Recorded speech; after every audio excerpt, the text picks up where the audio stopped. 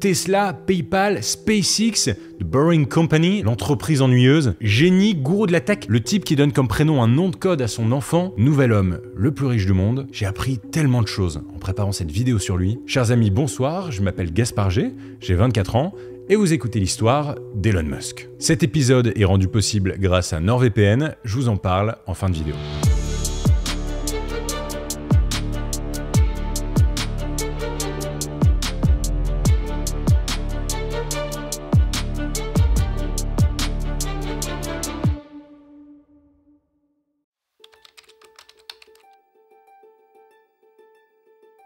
L'histoire d'Elon Reeve Musk commence le 28 juin 1971 à Pretoria, en Afrique du Sud. Sa mère, May Haldeman, est canadienne. Elle a un passé de mannequin et s'est reconvertie en nutritionniste. Son père, Errol Musk, lui, est sud-africain. Il est ingénieur mécanicien, promoteur immobilier et possède une mine d'émeraude en Zambie. C'est avec son père qu'il apprend les tâches manuelles, à fabriquer des objets, à faire attention aux détails et à se salir les mains. On raconte d'ailleurs que le jeune Elon fabrique des petites fusées en carton dès son enfance. C'est donc à Pretoria que notre histoire commence, que le jeune Elon grandit et forge ses premières armes. Il faut bien dire qu'à l'école, Elon Musk n'est pas le meilleur élève. Il n'impressionne personne, il est même plutôt timide. Il n'est pas très sportif, assez rêveur, introverti. En fait, il est assez différent des autres enfants avec qui il grandit dans cette Afrique du Sud du début des années 80 en pleine apartheid. Pour rappel, depuis les années 50, s'est développée une politique de ségrégation ethnique dans le pays qui consiste à établir des zones spécialement réservées aux Blancs et d'autres spécialement réservées aux Noirs. Elon Musk grandit donc dans l'univers des Afrikaners, les Blancs d'Afrique du Sud qui élèvent souvent leurs enfants dans la violence et la dureté. Son caractère entre un peu en contradiction avec ce qu'on peut attendre d'un jeune garçon à l'époque, d'autant plus qu'il est atteint du syndrome d'Asperger, une forme d'autisme sans déficience intellectuelle ni retard de langage, comme il le révélera plus tard. I'm actually making history tonight as the first person with Asperger's to host SNL.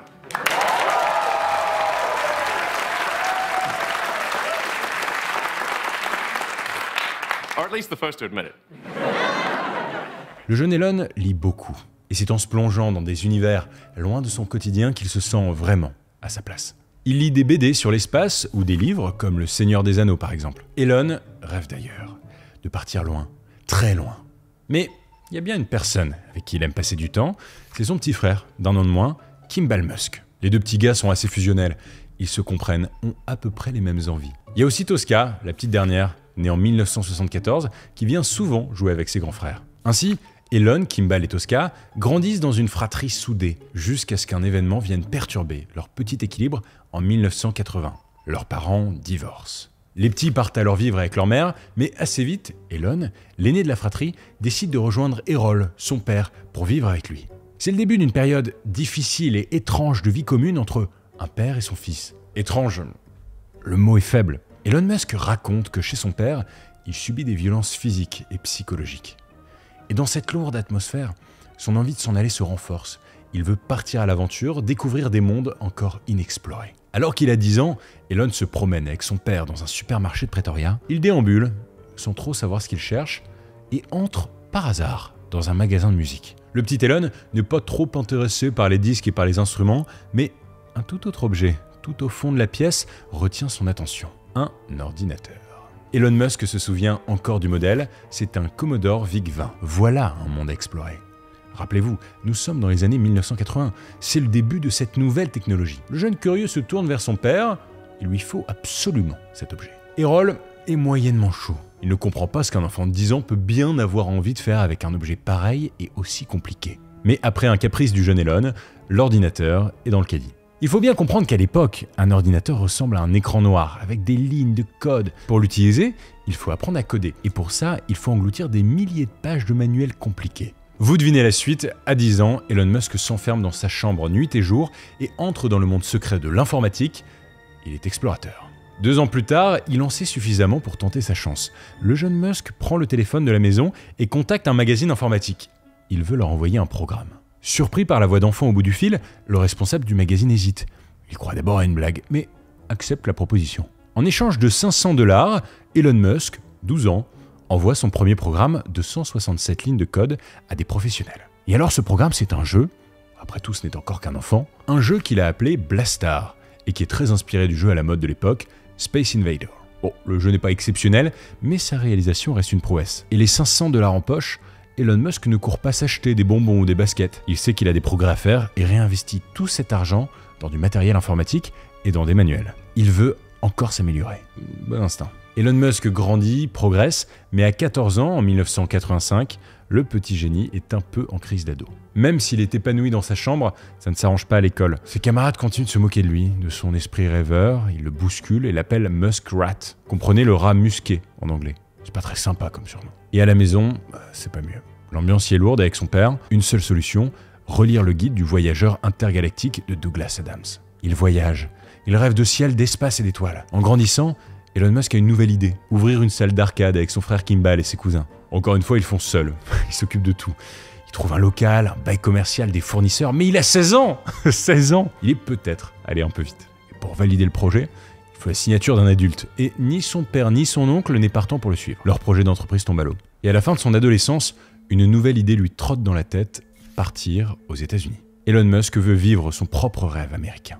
En fait, il ne se sent pas à sa place en Afrique du Sud, qu'il trouve trop fermée, trop violente. Ah, l'Amérique, celle qui a conquis l'espace, la Lune, celle où tout est possible, voilà son nouvel objectif. Et ça tombe bien, puisque, un peu avant ses 18 ans, il est censé être appelé par le gouvernement sud-africain pour faire son service militaire. Mais au même moment, une nouvelle loi passe, les ressortissants canadiens d'Afrique du Sud peuvent transmettre leur nationalité à leurs enfants. Le jeune Elon saute sur l'occasion.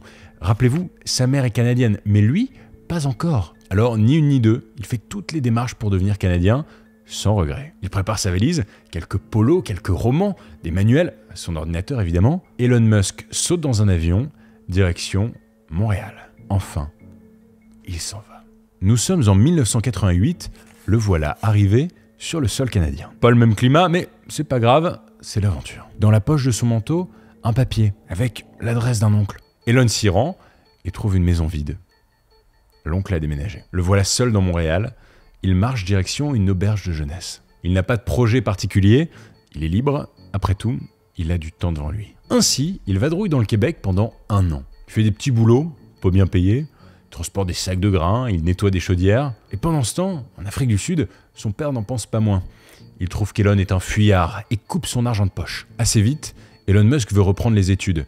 Après une année de césure et de balade, il quitte Montréal pour Kingston, direction l'université de Queens. Il y étudie pendant 3 ans, et en parallèle, il commence à travailler dans le domaine de l'informatique pour payer ses études. Il aime cette période. En plus, Kimball, son frère, l'a rejoint au Canada pour étudier. Nous arrivons en 1992. Elon Musk a fini ses 3 ans d'études et veut désormais pleinement vivre son rêve américain. Alors, il refait sa valise et part vers l'université de Pennsylvanie pour étudier la physique et l'économie pendant 3 ans encore. Pendant ses études aux États-Unis, Musk a bien changé. Maintenant, il est plus à l'aise, il est bon élève et a des amis. En 1995, après 3 années en Pennsylvanie bien réussies, Elon Musk obtient une bourse pour entamer un doctorat en physique énergétique à la prestigieuse université de Stanford, au sud de San Francisco. Une belle aventure l'attend. Rendez-vous compte, c'est l'une des meilleures universités au monde. Elon Musk fait donc sa rentrée à Stanford, il y retourne le lendemain, et c'est tout. C'est tout ? Il n'y sera resté que 2 jours. Il le sent, quelque chose de grand se prépare. Il a un rêve secret, utiliser l'explosion d'Internet pour monter sa première entreprise.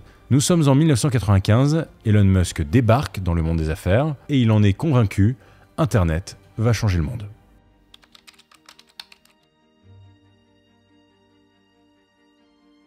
Elon et Kimball Musk ont une idée bien précise. Ils veulent créer une plateforme en ligne qui pourra aider les entreprises à entrer en contact les unes avec les autres. Un peu comme les pages jaunes, mais sur Internet. Une idée assez révolutionnaire en 1995. Leur problème, c'est l'argent, mais ils ont prévu le coup. We had no money. We just we slept in our office because we could pay rent either an office or a house. And we're like, we'll just do the office. À Queens, ils se sont fait un petit carnet d'adresses.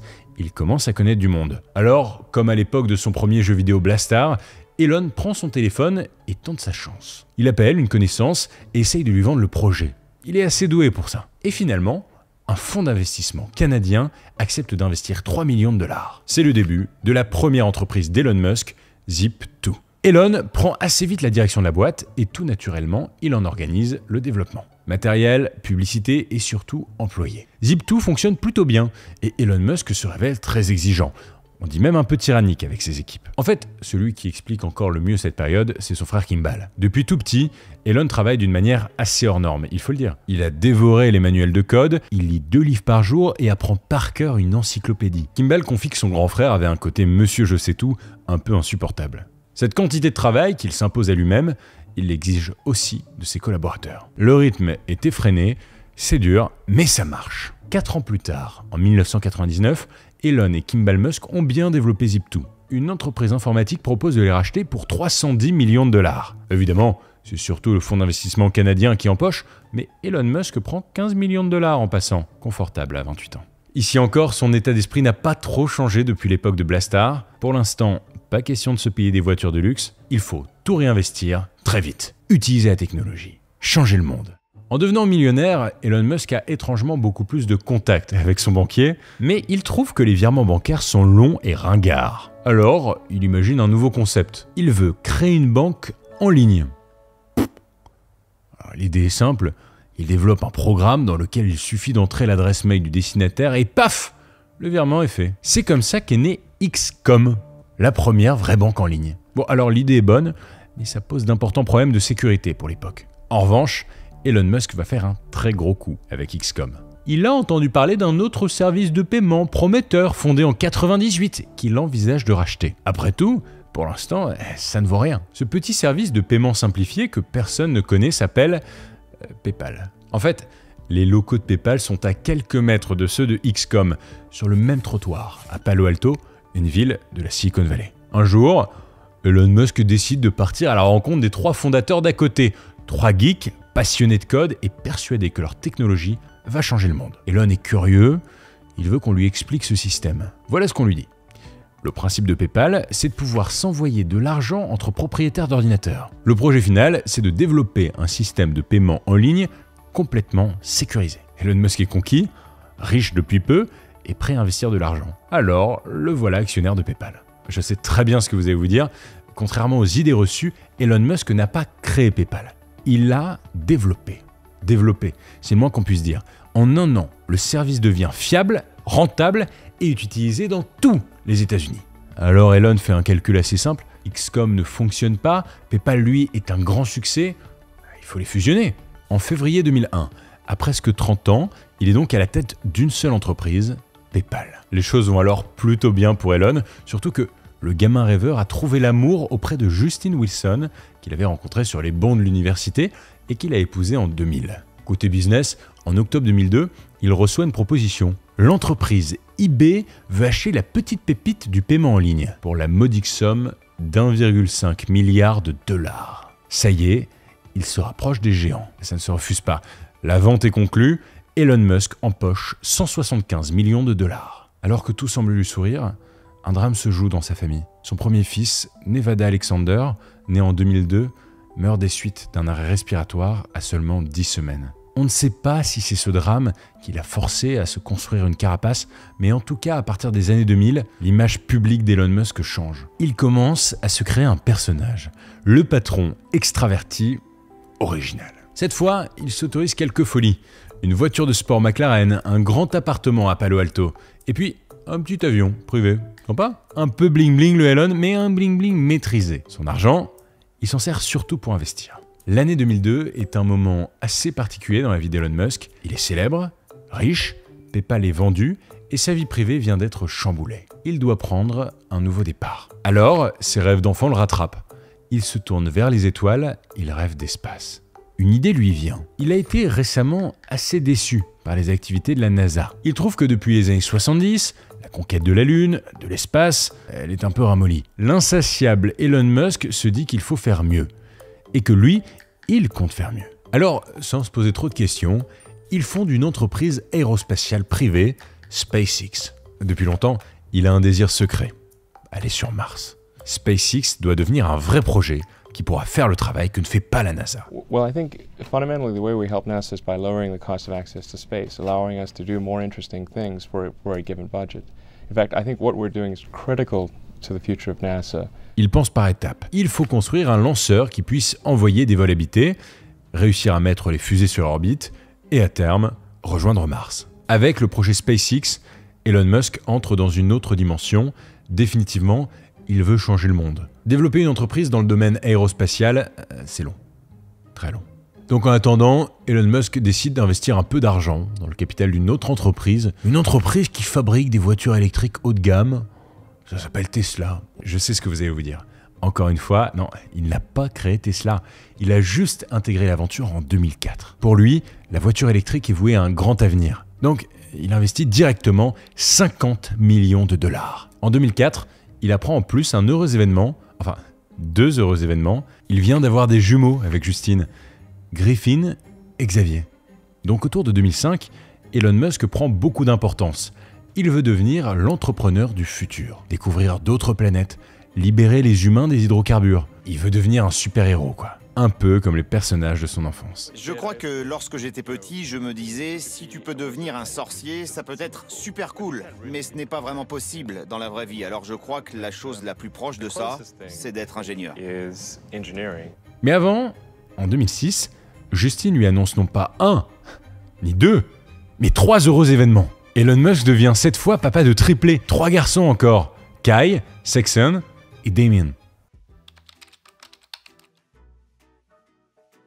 Un super-héros. À partir de 2007, Elon Musk commence à jouer avec cette image. Dans les médias, on le compare à Tony Stark, a.k.a. Iron Man, ce super-héros milliardaire. D'ailleurs, Elon Musk va même rencontrer Tony Stark en personne, enfin, Robert Downey Jr. En 2007, l'acteur américain prépare son rôle pour incarner le prochain Iron Man. Curieux, il se rend aux locaux de SpaceX pour découvrir cette mystérieuse usine. Il est accueilli par Elon Musk lui-même, qui lui fait visiter les lieux. Il y découvre la fabrication des fusées Falcon, avec des machines futuristes. On est presque dans Star Wars. Cette rencontre renforce la proximité entre l'image d'Elon Musk et celle de Tony Stark, à tel point qu'Elon Musk fera même des apparitions dans certains films Iron Man. Mr. Musk, how are you? Congratulations on the promotion. Thank you very much. Thank you. Those Merlin engines are fantastic. Thank you. Yeah, good idea for an electric jet. You do? Yeah. Then we'll make it work. Si Elon Musk vit le rêve américain, en 2008, les affaires le rattrapent. La crise des subprimes commence. L'économie américaine s'effondre et Elon Musk frémit. Il s'enferme. Il ne veut plus parler à personne et divorce de Justin Wilson. En fait, Tesla ne marche pas très bien. À l'époque, seul un modèle existe, c'est le Roadster, et il se vend très mal. Et faut dire quand même qu'il coûte $1 million le bazar. Et côté SpaceX, c'est pas la joie non plus. Sa fusée, la Falcon 1, ne fait qu'essuyer des échecs. 3 lancements tentés, 3 lancements ratés. Il n'a presque plus d'argent, et bientôt, la clé sous la porte. Au fond, il ne lui reste qu'une chance. Elon Musk organise une 4e et dernière tentative de lancement de Falcon 1 en orbite. Le peuple américain médusé se réunit pour observer l'événement. 3, 2, 1, Falcon 1 décolle. Elon Musk a les yeux rivés sur la fusée. 5, 4, 3, 2, 1, 0. We're in stage We have 1. liftoff indication. We have liftoff. Ça y est, l'espoir est de retour. Fort de ce succès, il affirme que SpaceX est désormais un acteur incontournable de l'aventure aérospatiale. Son téléphone sonne. La NASA lui propose un contrat de 1,5 milliard de dollars pour organiser des allers-retours entre le Cap Canaveral, une base de lancement des fusées en Floride, et l'ISS, la Station Spatiale Internationale. La NASA vient de lui sauver la vie. Et en fait, ce gros contrat lui permet aussi d'essayer de sauver Tesla. Il investit énormément dans ses voitures électriques et peut enfin lancer une vraie production industrielle pour l'entreprise. Surtout, il peut développer un nouveau modèle de voiture plus abordable que le Roadster et qui va devenir le classique de la marque, la Tesla Model S. Côté marketing, il joue sur l'ambiance futuriste. Pas de concession Tesla, on achète plutôt en ligne et les voitures doivent souvent être mises à jour. En gros, pour avoir accès aux nouvelles fonctionnalités de la voiture, il suffit de lancer la mise à jour et paf, le lendemain matin, vous avez plein de surprises. Entre 2009 et 2012, il s'investit corps et âme dans les affaires, même si entre-temps, il épouse l'actrice Tallulah Riley. En 2012, c'est officiel, SpaceX ravitaille l'ISS, Tesla est entré en bourse, Elon Musk est l'un des hommes les plus puissants du monde. À cette date, le magazine Forbes estime sa fortune à 2 milliards de dollars. En fait, c'est surtout l'entrée en bourse de Tesla qui est à l'origine de sa richesse. Si l'action Tesla chute, sa fortune, composée d'actions Tesla, chute aussi. Malgré ses succès, Elon Musk n'est pas encore complètement reconnu dans le monde des affaires. On se moque de lui, on le prend pour un illuminé. Mais en 2013, le magazine international Fortune le nomme homme d'affaires de l'année. Alors, on commence à se dire que c'est du sérieux.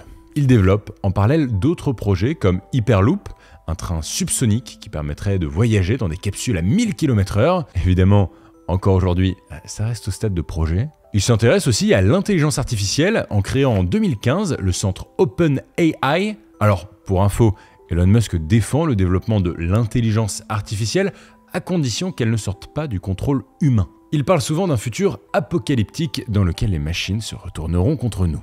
Il n'a pas oublié ses lectures d'enfance. I keep sounding the alarm bell, but until people see like robots going down the street killing people, like they don't know how to react, because it seems so ethereal. AI is a fundamental existential risk for human civilization, and I don't think people fully appreciate. L'année 2016 est assez chargée pour Elon Musk. Déjà, l'action Tesla n'a fait que monter en bourse. Sa fortune est estimée autour de 15 milliards de dollars. Il en profite pour monter 2 nouvelles entreprises, Neuralink, un projet critiqué dont le but est d'implanter des puces dans les êtres vivants, soit pour soigner des problèmes de motricité, soit pour contrôler des objets à distance. Un peu flippant. L'autre entreprise, c'est The Boring Company. En fait, ce nom est un jeu de mots entre to bore, qui veut dire creuser, forêt en anglais, et boring, qui veut dire ennuyeux. Et avec cette boîte, il travaille sur ses idées les plus folles. Tunnel de circulation sans limite de vitesse sous les grandes villes, et même un lance-flamme avec lequel il s'affiche sur les réseaux. Nouvelle polémique pour l'entrepreneur loufoque. Pour l'anecdote, il appelle l'objet le « pas un lance-flamme ». Petite provoque à la sauce Musk. En 2016, alors qu'il est toujours resté loin de la politique, Elon Musk se rapproche de Donald Trump qui est en campagne. Il joue auprès de lui un peu son rôle de conseiller tech. En fait, les deux hommes ont plusieurs points communs.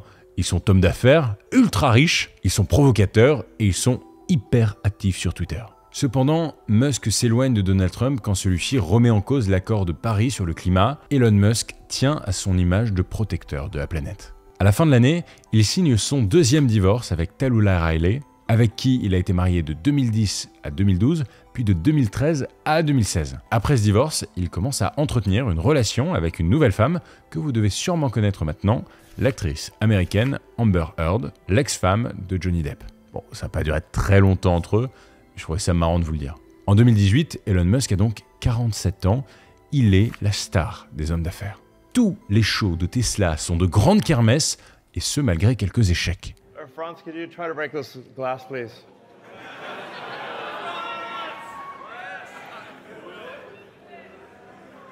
Yeah. Sure? Yeah. Oh my fucking god.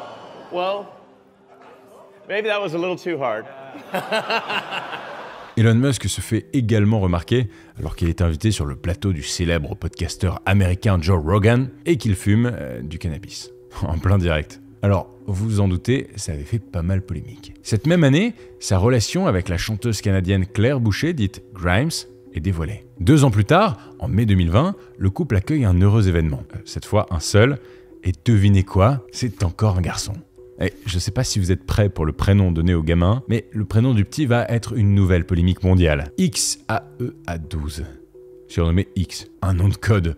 Elon Musk est bien d'une autre planète. Nous sommes alors en 2020, SpaceX est suffisamment développé pour devenir le partenaire numéro 1 de la NASA. À ce moment, il est le 8e homme le plus riche du monde, avec 72 milliards de dollars. Son épopée continue. Au début de l'année 2021, la bourse s'envole. Elon Musk a 49 ans et il devient officiellement l'homme le plus riche du monde. 190 milliards de dollars. Sa seule réaction sur Twitter, ça fait bizarre. Bon, au boulot. Alors c'est quoi les petits plaisirs quand on est l'homme le plus riche du monde? On achète quoi? Eh bien je vais vous le dire, le 14 avril 2022, Elon Musk annonce avoir envie de racheter Twitter. Rien que ça. Au moment où je tourne cet épisode, l'opération à 44 milliards de dollars n'est pas encore complètement bouclée. Elon Musk a annoncé que son objectif principal était de sauver la liberté d'expression car Twitter, selon lui, est la place publique numérique où sont débattues des questions vitales pour l'avenir de l'humanité. Bon, et ça n'arrive quasiment jamais, mais la situation a changé depuis le tournage de l'épisode. Elon Musk ne veut plus racheter Twitter. Selon lui, l'entreprise n'a pas fourni toutes les informations demandées lors de ce rachat, notamment concernant le nombre de comptes inauthentiques actifs sur le réseau. Vous savez, sur chaque plateforme, il y a des bots qui font un peu gonfler le nombre d'utilisateurs. Bon bah ici, Musk aimerait savoir combien. À l'heure où je tourne cet erratum, ça vient de tomber, Twitter a attaqué en justice Elon Musk et le procès aura lieu en octobre. Affaire à suivre, fin de cet aparté et on retourne au studio. Le rachat de Twitter n'est pas la seule grande annonce qu'Elon Musk fait en 2022. Cette même année, le couple semi-séparé annonce la naissance d'un nouvel enfant. Une fille cette fois, la première des 8 enfants du milliardaire, née quelques mois auparavant, en décembre 2021, d'une mère porteuse et prénommée Exadarque Sidéral, surnommée Y. Alors jusqu'où ira l'homme le plus riche du monde? Entre tourisme spatial, transport électrique, transport supersonique, il divise. Certains le trouvent provocateur, dangereux, d'autres le trouvent visionnaire, génial. Chacun se fera son avis sur ce jeune geek sud-africain, devenu homme le plus riche de la planète. C'était l'histoire d'Elon Musk. Dans le prochain épisode de l'Histoire 2, avec NordVPN, je vous parlerai non pas d'une personnalité, mais plutôt d'une affaire. Une affaire qui aura notamment lieu dans un des endroits où il est le plus dangereux de se connecter à un réseau de Wi-Fi public sans utiliser de VPN, un aéroport. Les aéroports sont des terrains de chasse privilégiés pour les cybercriminels, en partie à cause du nombre conséquent de cibles potentielles se trouvant au même endroit et du peu de sécurité que ces réseaux assurent. Et dans un cas comme celui-ci, NordVPN permet de rendre anonyme, mais surtout de protéger vos navigations sur Internet contre les différentes attaques. En bref, ça vous crée un réseau privé. Mais avant d'arriver à l'aéroport, encore faut-il réserver son vol. Les compagnies proposent des prix différents en fonction du pays où vous êtes. Avec NordVPN, vous pouvez changer la localisation de votre adresse IP, ce qui vous permet d'arriver à bon port en dépensant moins d'argent. À condition que rien d'anormal ne se passe pendant le vol, bien sûr. NordVPN a un point commun avec notre prochain sujet, c'est le plus rapide du marché. Il va à une vitesse supersonique et il est super facile d'utilisation parce qu'on peut activer la connexion automatique pour une protection sans aucune intervention. En revanche, à l'inverse de notre prochain sujet, NordVPN, lui, ne crache jamais. Alors, la prochaine fois que vous serez à l'aéroport, pensez à utiliser NordVPN. Ça vous permettra d'envoyer vos messages à votre amour de vacances resté à New York en toute sécurité et définitivement en moins de 3h30. Dis-moi si tu as trouvé de quoi parlera le prochain épisode. On va voir si vous êtes vif dans les commentaires. En attendant, rendez-vous dans la description ou sur nordvpn.com/GasparG pour bénéficier d'une offre exclusive et d'une garantie de remboursement de 30 jours. Merci encore à NordVPN de soutenir la chaîne et ses vidéos. C'était GasparG. Abonne-toi, merci à toute mon équipe qui a travaillé sur cette vidéo. L'Histoire 2, je vous le disais, c'est désormais un dimanche sur 2. Alors lâche un like et rendez-vous dimanche dans 2 semaines.